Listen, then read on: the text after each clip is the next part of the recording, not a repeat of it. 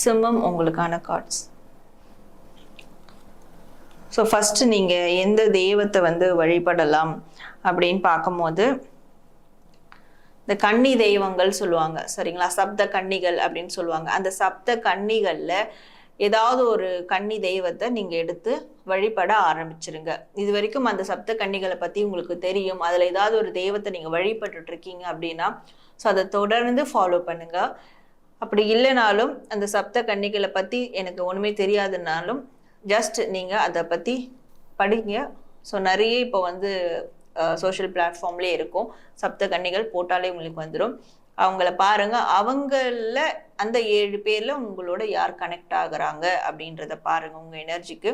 So அவங்கள உங்க தெய்வமா எடுத்துக்கிட்டு, அதாவது இந்த காதல் திருமணம் சார்ந்த பிரச்சனைகளுக்கு உங்களுக்கான ஆஸ்தான தெய்வமா எடுத்துக்கிட்டு நீங்க அவங்கள வழிபட ஆரம்பிங்க. கண்டிப்பா உங்க லைஃப்ல ஏற்படக்கூடிய ரிலேஷன்ஷிப்ல ஏற்படக்கூடிய பிரச்சனைகள் வந்து சரியாகும். உங்க ரிலேஷன்ஷிப்பே வந்து ஒரு ரீபர்த் எடுத்த மாதிரி வந்து மாறும் சரிங்களா.